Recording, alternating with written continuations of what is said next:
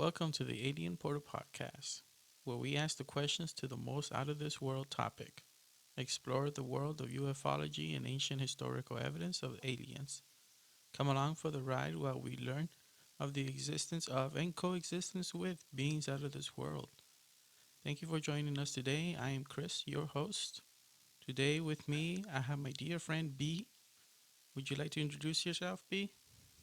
Hello, I'm B. I know nothing about aliens, so except for what popular media has taught me. So this will be an interesting journey. All right. In recent years, the UFO subject has transformed from a ridiculous notion to a serious one. But how do we get there? It's safe to say that we wouldn't be here if not for one man. Without question, that man is Dr. J. Allen Hynek. Do you know who Dr. J. Allen Hynek is, B? Nope. No? Well, Mm-mm. he was an astronomer hired by the United States Air Force to essentially debunk sightings of the flying saucer phenomenon. Mm-hmm. He worked with three classified subjects, projects: Project Sign, Project Grudge, and the most commonly known is Project Blue Book. Okay, I've heard about Project Blue Book. Yeah, Mm-hmm. Project Blue Book is the most common. There's even a show called Project Blue Book, Hmm. and there's also um, popular documentaries about it too. Oh, He, okay. yeah. Um, Where can I find these? Are they on Netflix or Hulu? well, I find them on Amazon, Mm-hmm. on other channels, and I think Netflix might have something too. Cool. Okay. Yeah. I'll have to check it out. That way I can get more educated. Yeah. Okay. Dr. J. Allen Hynek worked with the with Project Grudge, Project Sign, Project Blue Book, and that was 22 years of consulting the Air Force. Imagine yourself in his shoes for a moment, a trained scientist, an astronomer whose job is to look up at the stars, never finding anything out there, approached by the military to find a logical explanation for all those sightings. Huge ask for one scientist, but Hynek, did his best. Um, was Hynek a believer? Hynek was not a believer in flying saucers. He Oh, believed, well, that's good. He's more objective then. yeah, yeah, he was very objective. He's very skeptical about the idea, so he always found kind of a logical explanation for all the sightings. Um, but somewhere along the way, he found the unexplainable, especially things involving trained observers like police and military personnel. Because you know that those people are trained to see what, like the police are trained observers, and the military personnel, they're trained in knowing what, especially the Air Force personnel, trained knowing what aircraft is flying up in the sky. Well, it's kind of important. That way you know if it's a friendly or not. Yeah. So if you are trained to look up at the sky and suddenly you see something that has never been seen before, you would really Mm, notice. that's And cool. That's a discovery. yeah, yet, you know, how can we not account for such trained observers? And but this is what the Air Force did. They ignored sightings like Foo Fighters. Those are glowing orbs in the sky, and they were witnessed by pilots during World War II. Oh, I always just thought it was a band. Now I know. Okay. Yeah, something like that. It's a French term. Huh. Uh, Let me see. Even the chase. There was even a chase of a UFO by three police officers.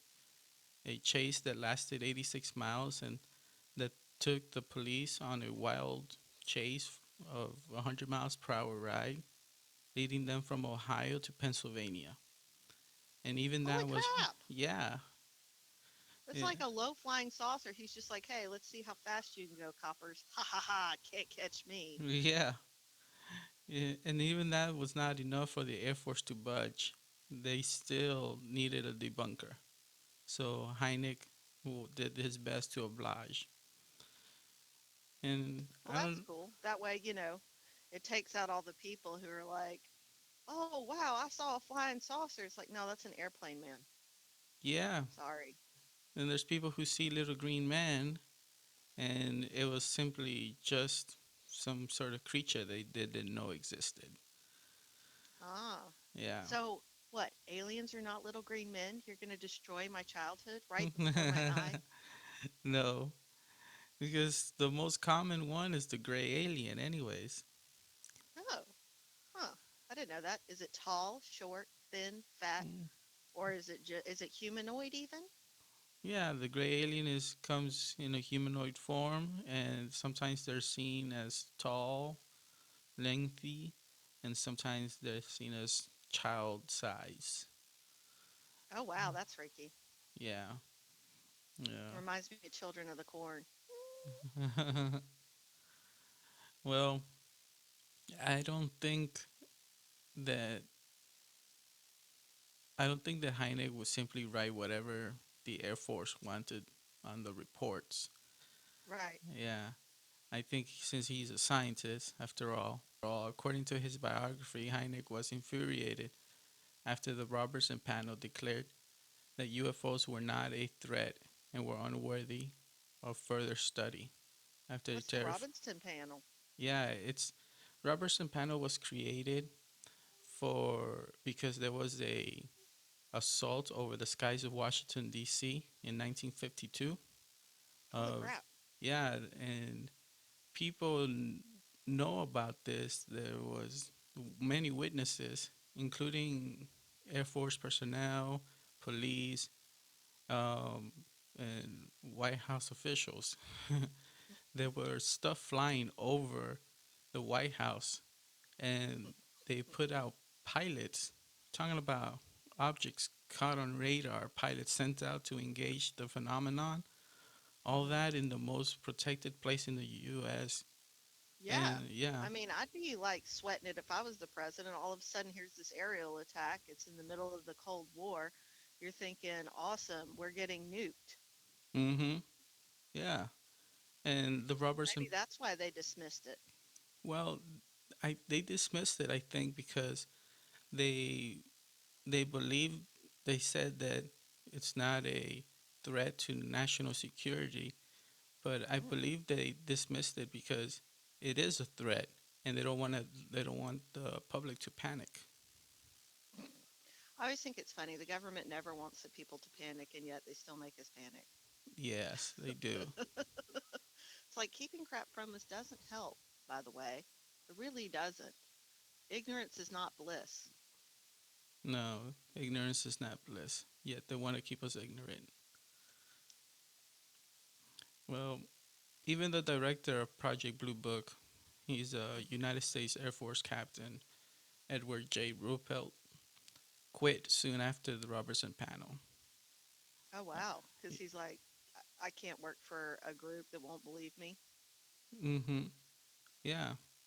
Blue Book went from having a staff of 10 to Hmm. just 3, which included the director himself and, Holy prob- smokes. and probably Hynek.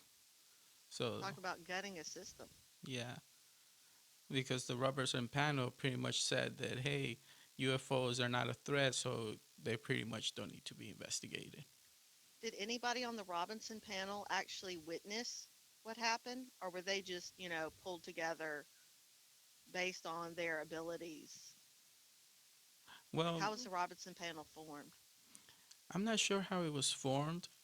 It is a set of politicians that were Hmm. chosen, and Okay. those politicians, I'm sure some of them must have seen what happened or have heard someone That's close crazy. by. It wasn't, it was a mass sighting. Mhm. So it Yeah, was, yeah, it's yeah, not just the White House. I mean, I figured a lot of people saw it, but if a lot of people saw it, how can they say, "Oh, it's not a threat"? I mean, what, do they just think it's glow orbs? Oh, yeah, look at the shiny lights. It's yeah. great. It's a The, benevolent creature. that's the thing, is that they had excuses for everything, Oh, and wow. yeah, and Project Blue Book actually did a presentation for them to show them how important it was to study the UFO phenomenon. Yeah. Yeah, and I mean, I'd want to know if extraterrestrials were living next door to me. yeah. At least I can make them a bundt cake or something. What are their allergies? Do they like earthworms? Like, what do I need to do to adapt this recipe in order to welcome you to the neighborhood? I don't know what they eat. I know, right? It could Who be human knows? flesh for all we know. Oh, ew. Ugh. Hey, maybe so. That's why they're keeping us alive because we're just a bunch of cattle. We could be Ugh. cattle. Well, we can discuss the assault over the skies in Washington D.C. in a future podcast. Oh, That would cool. be great because it itself has a lot of details that need to be straightened out. Like we need to know how the Robertson panel was formed, right? Like you asked. Yeah, exactly. And why they're experts and why they were chosen. Yeah. Versus just like, okay, you, and you were nowhere near Washington when this happened, so let's put you on a panel so we can, keep national security and everybody else calm. Mm-hmm. Because nothing like getting people who didn't experience it to weigh in on something. Yeah. Yeah. They didn't experience it, and then they weigh in on it. Hmm. Mm. Yeah. Are there other people that are like contemporaries of not just the Robertson panel, but of Operation Blue Book? I mean, I know there's a couple of like we've got. I've forgotten that guy's name. I'm so sorry. What's his name again? Ruppelt, Yes. the director. That not the director. The scientists that they hired to debunk Hynek. Hynek. Yes, thank you, Hynek. Are there other people like Hynek? Because there has to be more than just him. Yes, there were more than just him, but they were mostly Air Force personnel, and Heine Okay. was kind of like that outside observer, Oh, scientific perspective. gotcha. Okay, so Uh, that's what gives him more clout than Mm, just the Air Force people yes, or Air Force personnel. Okay, yeah, because cool. the Air Force would investigate, you know, the the phenomenon, but they have no clue how to distinguish. Hey, was this just a plane or was this just a star that you were looking at? Gotcha. um, through through the information that is being correlated to them. Okay. It's kind of like there's such few information. Um, Sometimes when someone observes one of these sightings, even nowadays, someone can say, "Hey, I saw this in the sky," and takes a picture, and it's a picture of something in the sky, but you can't tell because it's metallic. But it could be a plane. But Right. it's Right. the There's some kind of reflection off of the hmm object itself, so it's undistinguishable Yeah, even or indistinguishable. I've seen a plane that looked metallic and red, but it's because the Mm, sunlight is reflecting off of the plane in the in it's the sun was going down, so it's orange sky and it looks really beautiful, but it's getting that orange and red reflection, so it reflects that silver really nicely, and oh, it made it pretty. look like some kind of phenomenon that was Hmm. going on. And it's just a regular And plane it's flying in just the a regular, sunset. exactly, it's just a regular plane. So, Well, that's cool. yeah, and Hynek must have been really essential to the Air Force. If not, they Oh wouldn't God, have. yeah. Yeah, if not, they wouldn't have him for 22 years with them. Right? They would have kicked him out after maybe a couple of months. Be like, yeah, no, you're a hack. See you later, man. Yeah, But they kept him around. yeah, they did. And after Project Blue Book, Hynek, with access to so many classified files, was able to continue his work.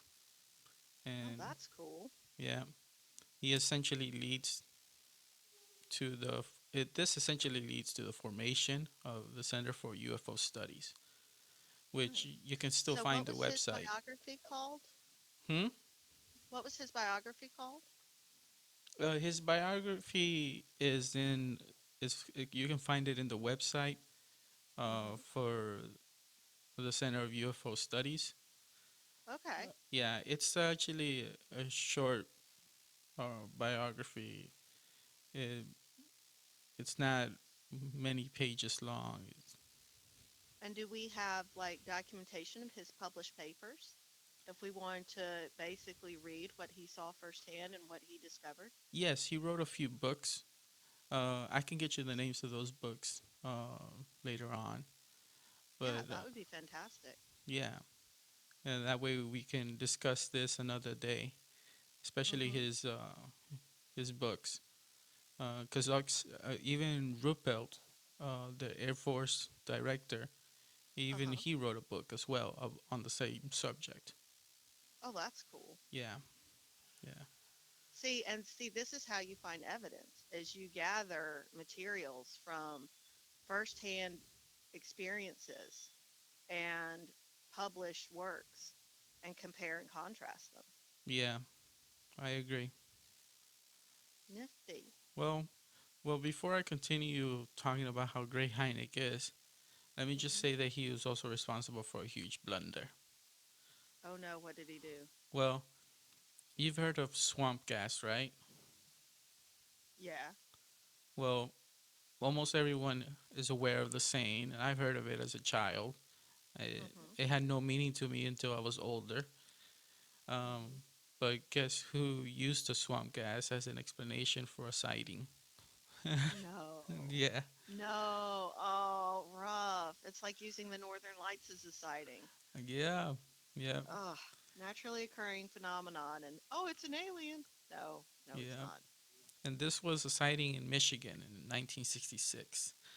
Mm. Yeah, and I'm not sure if swamp gas theory was something of his making or something that the Air Force told him to say. But Hynek Hmm. is said to be the primarily responsible for for Well, that was it an lame. attempt to discredit him? Uh, you know what? I think that he was trying to give an explanation for something he really didn't even know was Oh, okay. was going on, and the Air Force probably put pressure on him to find some kind of explanation, and Mm. fell under pressure. Okay. Uh, I think it happens to all of us. He's only human. Right? Holy crap. If I had the federal government breathing down my neck, being like, okay, tell us, sir, you get the axe. I'm sorry. I'd be like, yes, butterflies are actually secret aliens Hmm. with cameras spying on us. That would be great. Right? Yeah. I just had to mention that he had flaws and made mistakes. Well, we wouldn't know if the That's good sightings, to know. yeah, we wouldn't know if the sightings are real um, now, and if swamp gas was a valid explanation. People did see something on that day. What? I don't know. It could have been an alien spacecraft or a trick of the eye. We will never Is know there no now. recorded footage? No, there's no recorded footage for it. Although we know of at least. Yes, that we know of. Well, Because somebody would have had to record something with that many people observing such a phenomenon. yeah, I agree. Yeah, there has been situations in which they take pictures or there's recordings and they're not explainable. And Project Blue Book does go into it. And in the future, we're gonna talk about some of these sightings that are recorded and there. Ooh, Yeah, that'll be fun. yeah, I can't wait to see those. yeah. Those are gonna be cool because um, the Air Force had no idea how to debunk it, and we'll just talk about that another time. Yeah, so that way Ooh, we I can. like that. That'll be fun. That's kind of my little niche. It's like prove to me that it's wrong. Ha ha Yeah, ha. yeah, the Air Let the Force couldn't prove skeptic it. in me come out. Hmm. Well, Hynek is known for establishing many things, protocols for research and to debunk or to observe these strange apparitions in the sky. The term UFO is not his idea. In fact, it was actually Edward Ruppelt that invented the term in order to shorten and replace flying saucers. Because can you imagine you're saying you're writing freaking reports? How many times you've had to write flying saucers, flying saucers, Yeah, flying saucers? God, just doing it twice it makes me breathless. yeah, flying saucers or some other phenomenon. The word phenomenon every time. Just put UFO. Well, he invented this term, but Hynek used the term and helped it gain popularity. Cool. So, it, since he was the most famous one, he wrote the most books, he wrote the protocols and the research. It Hmm. kind of, he used the word. So, but it was actually Ruppelt who invented the term. Oh, that's cool. Yeah. Man, so these guys like basically it almost seems like one couldn't like do as well. Like hold on, let's see. They work symbiotically, you Mm-hmm. know? Like one will provide some information, the other one will come in and give some more and then just keep doing it until we have a bigger, better picture. Yeah. Yes, yes, yes. And in Hynek, the UFO experience, which is a book of Hynek's, spelled out essential elements of the UFO event and introduced his influential UFO classification system, including now the famous close encounter terminology. You heard of the close encounter terminology before? I heard of the movie Close Encounters of the Third Kind. Love that one. Yeah, it's actually what I was going to talk about next. Just remember that old 1977 film by Such a good Steven movie. Spielberg. Yeah, Yes, I loved it. Close Encounters of the Third Kind. That's what it's Those called. aliens were cute. Yeah. Well, I think I think that that movie was well researched. I think it was done uh, hand in hand with what Hynek wrote and discovered. I Because wish we could contact Spielberg and be like, "Hey, what kind of information did you dig up when you were creating this?" That would be actually, neat, you know? actually, I had to rewatch the movie to see it for Uh-huh. myself. But Hynek is actually in the movie. He plays a tiny cameo at the end of the movie. That's so cool. Hmm. Oh, Spielberg's the man. That's nifty. That's nifty because you can't have a sci-fi movie without, tipping your cap to the man who was able to define or not define, but put into our colloquialism a UFO. Yeah, yeah. Cool, cool. And I heard he played a role in as an advisor to Spielberg as well, but I have not found a definitive proof of it. So We can always check the credits. yes, we can't check the credits. I'll have to do that. So, what do you know about the first encounter protocol, if anything? That it was the first one. Well, the close encounter protocol is pretty simple. Uh, they let's start with the first kind, which is someone witnesses a UFO. So some Joe Schmo is out there in the field and he Hmm. sees a UFO that will be considered encounter of the first kind.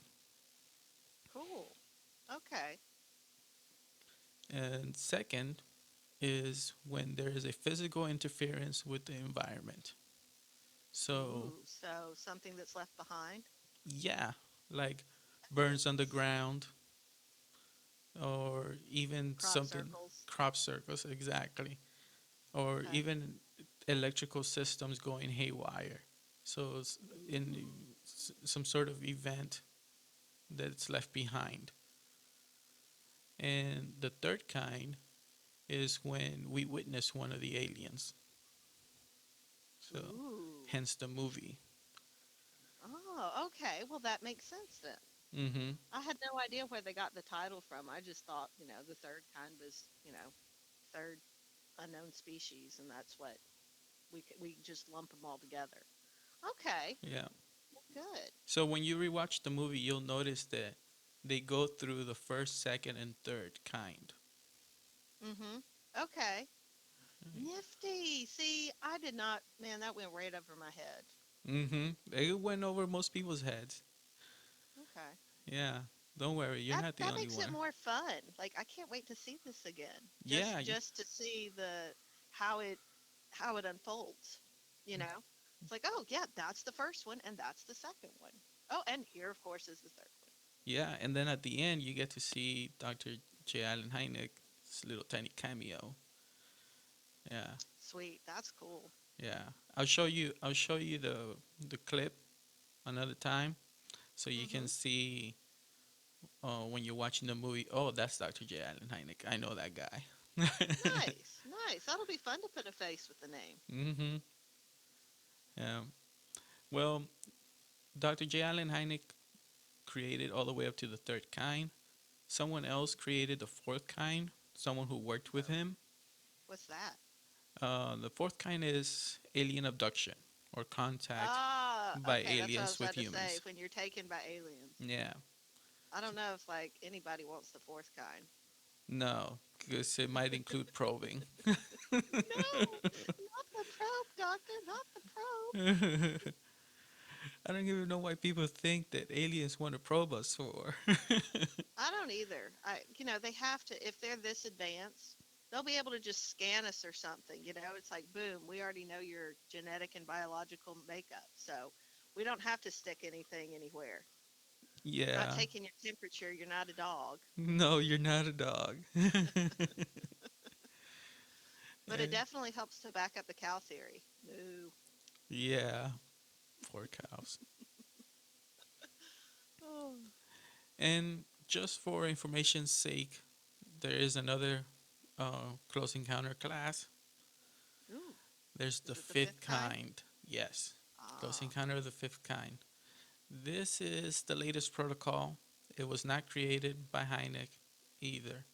This one was Mhm. by ufologist Steven Greer. Mhm. And close encounter of the fifth kind is direct communications between aliens and humans, where the communication was initiated by us. Oh, okay. Yeah, So it's basically a audio communication. it could Like how be. how do we contact aliens? It could we could be contacting them with, let's say, pointing a laser up in the sky, trying to get contact with them, and then they come to us. We could Oh. be, yeah, because it could even be beings from a different dimension that we're trying to contact, and we let's say that you do a um, what's it called, meditation. You do a Mhm. meditation to try to contact another being from a different dimension, and I like you, the laser one because yeah, if it's a laser one, maybe there's an entire cat universe out there, and that's why ah, they come. They're like, "Oh, I saw the light. Hello, humans. You have the powerful light that we must play with." yeah. That's funny. I like that. And maybe there's a whole, you know, race of Khajiits. Yes, we have our Khajiit cat aliens Yeah. who feed nothing on poultry and birds, but alien birds and alien poultry. And wait, for the little like super lasers to be shot up from Earth so they can play with it. Pada, pada, pada, pada. Well, all this was the fifth kind. All this was created by Stephen Greer, the fifth kind. Uh, Okay, so who's Stephen Greer? well, I'll get to him in a little bit. Hmm. Okay, Actually, we're going to talk about him just now. Just want to finish up talking about Hynek. right. Yeah, and Hynek contributed so much to the community, not Hmm. just protocols, but he also provided disclosure of government files. Without Ooh, this I like him contribution, already. yeah, without this contribution, I don't believe our government would have said anything. Hmm. Yeah, they would have kept quiet because the Of course. yeah he essentially had all that information from Project Blue Book, and he used it in his studies afterwards because Hmm. um, he maintained research throughout his life. Okay. Yeah. Well, I mean, you can't quite give up aliens the minute you like find out they exist. I mean, who would give it up? They'd be like, hell no, I want to learn everything I can about it. Mm-hmm.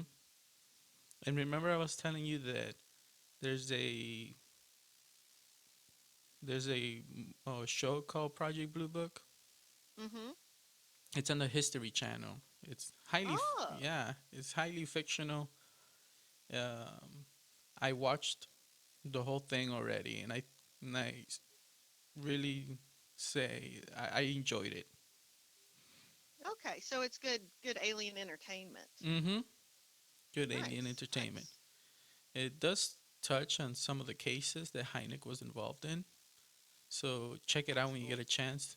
Let me know what you think. Okay. It'll introduce us to what he worked on. Mm-hmm. It does, and then you get to see the whole situation that happened in Washington D.C.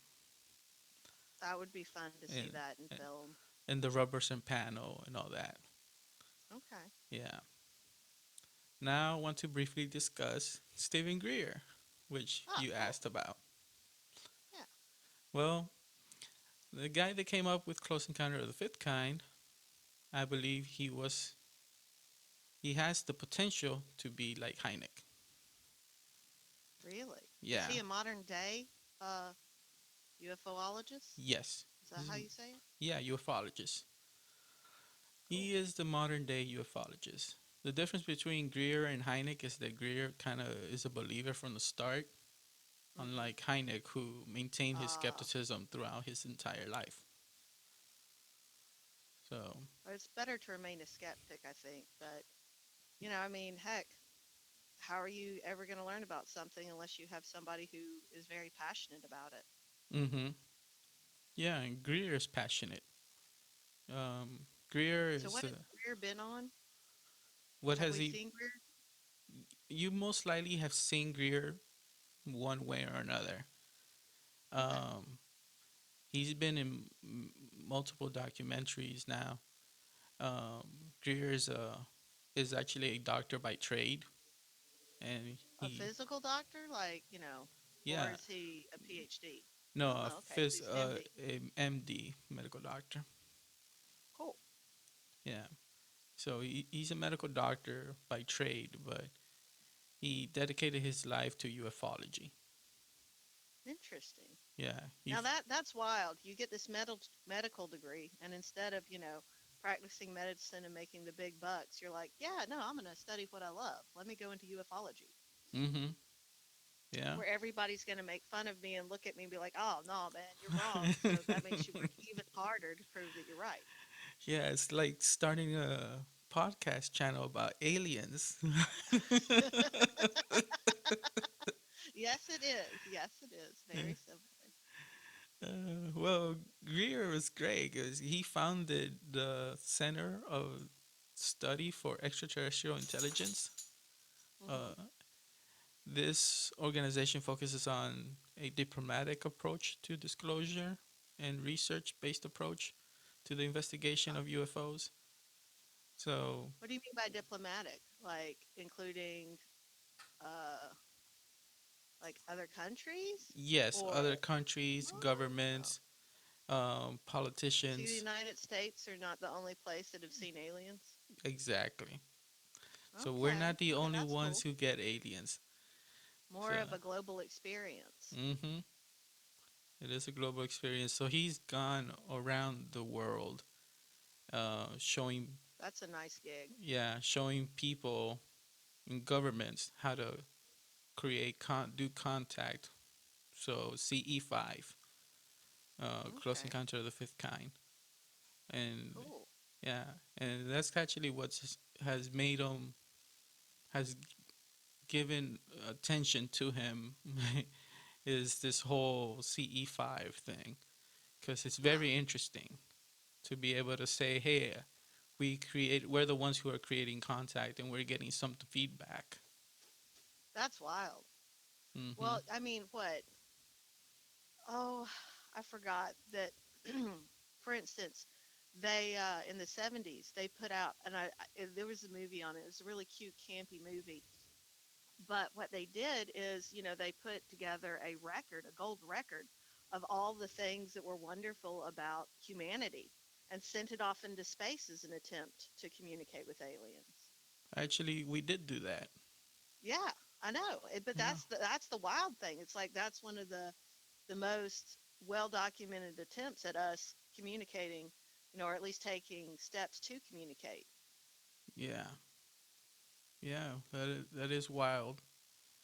And, you know, I would say that it makes sense for us to try to communicate in that way because we're, we might not be able to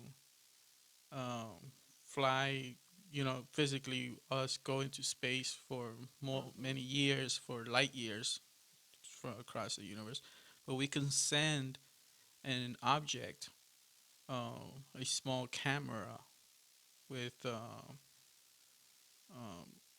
with what do you call um, solar solar powered, Oh, okay. Yeah, yeah, that'll make sense. um, And that way I'll keep going. yeah, solar sails is I think is what they call them. Oh, okay. Yeah, Do so you think that aliens actually have a turntable? a turntable. Uh huh. That way they can play our golden record of why humanity shouldn't be destroyed. I bet uh, they could go pick one up at an old, what is it, thrift shop, right? well, yeah, probably they would enjoy Bach because I believe Bach was one of the composers that was on the record. Ooh, I do like Bach. Bach is Yeah, awesome. yeah. I think they grabbed the most mathematical composers and put them in there. Yeah, That's cool. yeah. That is really cool. Well, Greer did contribute more than I'm giving him credit here, Hmm. but uh, like in 1993, he started the Disclosure Project, which Hmm. gives the government whistleblowers amnesty for coming forward with knowledge of UFOs and government involvement in that matter. Oh, okay. Yeah. So if That's you, nice. Good for him. Because mm-hmm, otherwise they're going to be persecuted, tarred and feathered, and declared insane. yes, and they probably still could be persecuted because the government does whatever they want. Mhm. So, Well, but we don't know that for sure because they won't disclose it, right? yeah, we won't know that for sure. Well, this did give courage to many Air Force personnel, intelligence officers to come forward with information. Nice. Yeah, they had a national press club in May of 2001 Oh, where, cool. I didn't know that. yeah, where it, the thing is, it, it happened around the time of 9/11. Oh, So it didn't get any media attention it because, well. Exactly. 9/11 took everything. I mean, Exactly. shit. Excuse my language, but it was the day that basically the United States froze in place. It did. It was a horrible day, and I kind of understand why it did not get the attention it should have. Yeah, yeah, Uh, exactly. but I believe that now we're going to be getting more of these press clubs, national press clubs, or some type of national um, disclosure by multiple people coming forward. So Because you think there's a large group of people out there who are just waiting to tell their story yes, and I their think so. experiences? Cool. I think so. Well, And that'll be neat. yeah, it's there's got to be a lot of people out there Hmm. willing to say something um, to at least agree with or disagree with us, or Yeah, tell us that we are wrong at least. and show us how. Exactly. Yeah, yeah, it is. And you think about it, not until the recent disclosure by the Pentagon. You know about Hmm. the recent disclosure by the Pentagon, right? No, No. Well, no. the Pentagon um, disclosed uh, that they still were investigating UFOs with this under a new name called ATIP. So ATIP is like Project Blue Book, and the government had taken a stance saying that UFOs are not a threat. Then why are they still investigating them? I figured they just deny that UFOs even exist and Yeah, be they like, Psh, y'all are all crazy. they almost pretty much did. But That's what I thought. yeah, but now with ATIP, the ATIP had evidence from the Air Force and from the Navy showing actual footage of these flying objects caught by uh, fighter pilots. Oh wow, So, man, that would be so freaky.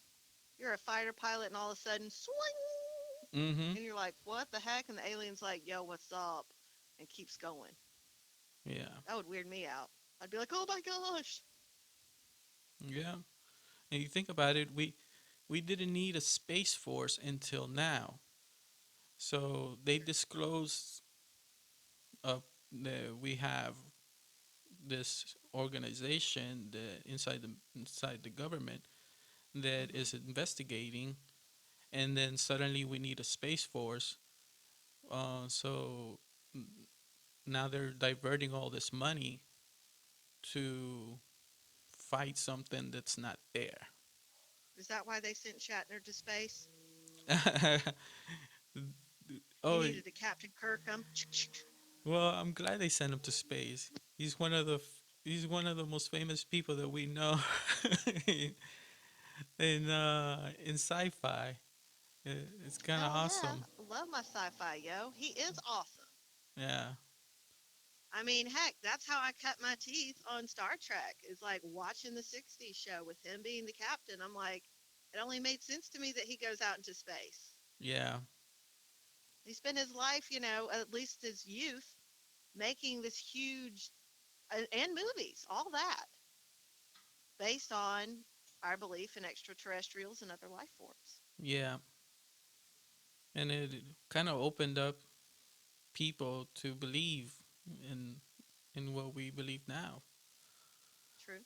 keeping minded, and even created that show. Even created diversity for us. Oh, the The, Green Ladies. the Green Yeah. Ladies. That's right. Mm-hmm. Everybody loved them. including Kirk. Well, in going back to the Space Force thing, there is something fishy going on there, right? Mm-hmm. And sure we should be taking a better look into it. But we'll talk about that in another podcast too, because I think that we need to really go deep into what our government is doing now, Hmm. um, because Project Blue Book, Grudge, and Sign is one thing. That was way back then. We didn't Hmm. have all the technology we have now. But now True. that we have all this incredible technology, we have a better way of saying, is this real or not? And Okay. yeah, and we can, and disclosure should be something that is, um, how can I say it? Disclosure should be something truthful, which, Yeah. Otherwise, it's just more fan fiction. yeah. Well, I got off the subject with Hynek, but it is essential to see how the subject matter has changed. Yeah. No, it definitely is. Well, I wish to discuss these two great guys in future episodes. So, Okay. so we'll discuss them We'll throughout. pick up more on them. Yeah, pick up more on them, especially Yeah. Greer, since Greer he's still evolving in his career. Yeah. No, definitely. He's current. Mm-hmm. He's current. So you definitely want to be dealing with current events and current theories. Mm-hmm. Well, that does it for us today in this episode um, Okay. of the Alien Portal podcast. Please leave a comment or question. I'm eager to hear what you think. Thank you for listening. And until next time, my friends. And thank you, B, for joining. I was happy to. This was fun. Yes, it was a lot of fun.